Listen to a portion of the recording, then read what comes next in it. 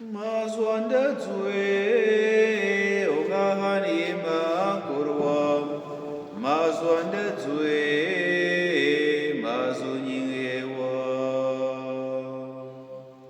Chers frères et sœurs, loués soit Jésus-Christ.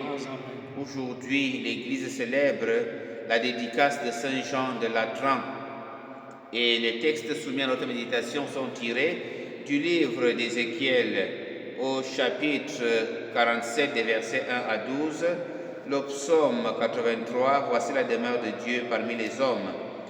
La deuxième lecture tirée de la première lettre de Saint Paul apôtre aux Corinthiens au chapitre 3 des versets 9 à 17 et l'évangile de Saint Jean au chapitre 2 des versets 13 à 22. La source qu'Ézéchiel voit jaillir du temple de Dieu, c'est Jésus-Christ qui, dans son Église, sanctifie et donne vie par l'Évangile et les sacrements. La vision d'Ézéchiel nous montre l'eau qui descend du temple. Sous le seuil du temple, de l'eau jaillissait en direction de l'Orient, puisque la façade du temple était du côté de l'Orient.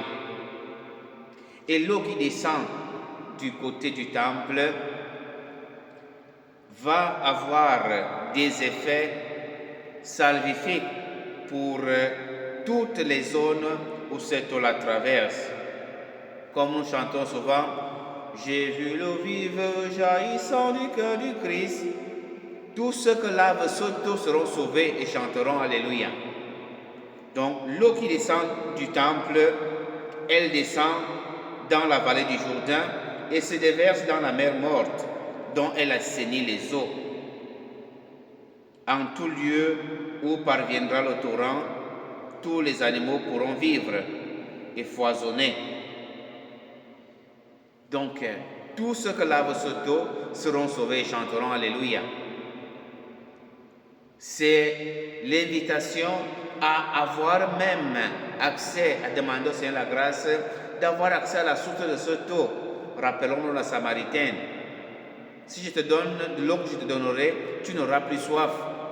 Et la Samaritaine dit à Jésus, donne-moi de cette eau.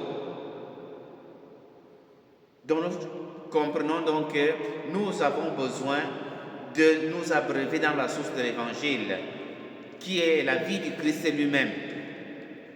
Je suis la vie, vous êtes mes sarments, demeurez dans mon amour. Si nous demeurons en le Christ, si nous restons un avec le Christ, comme la vie et les sarments, nous vivons de la même sève même du Christ. Nous vivons de la vie même du Christ.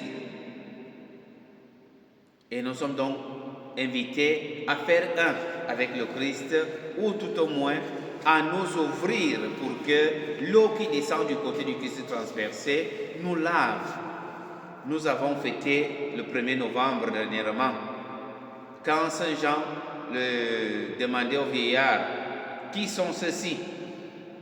Le vieillard lui dira, ceux-ci sont ceux-là qui ont lavé leurs vêtements dans le sang de l'agneau. Et dans l'Évangile, nous voyons Jésus qui va chasser les vendeurs au temple, enlever cela d'ici. Ne faites pas de la maison de mon Père une maison de trafic. Et ses disciples se rappelèrent cette parole de l'Écriture, l'amour de ta maison fera mon tourment. Il est donc question de revoir aujourd'hui, célébrant la fête de Saint Jean Latran, de comprendre l'importance qu'a la maison de Dieu parmi les hommes. Parce que c'est là où demeure Dieu. Et nous comprenons donc qu'il y a tout ce qui peut être affairisme autour, qui ne doit pas être dans ce lieu saint. Dans le monde, quand Moïse monte va rencontrer le Seigneur lui demande d'enlever les chaussures, parce que le lieu, c'est un lieu saint. Est-ce que quand tu vas dans ta paroisse, tu rentres dans l'église paroissiale, tu vas dans un sanctuaire, est-ce que tu te rends compte que c'est un lieu saint? Quel est le comportement que tu affiches quand tu es dans l'église? Tu réponds au téléphone, tu manipules le téléphone, tu bavardes dans l'église, au sanctuaire, dans des endroits de prière. La maison du Seigneur est sainte. Et toute habitude qui n'est pas conforme à la sainteté de Dieu devrait être évité et éloigné. Notre temple également, notre corps également est le temple de l'Esprit Saint, nous dit Saint Paul. Donc nous devons également voir tout ce que nous devons faire pour que notre corps reste saint, propre, pour qu'il soit une digne demeure de Dieu. Bonne fête à tous et loué soit Jésus-Christ. À jamais.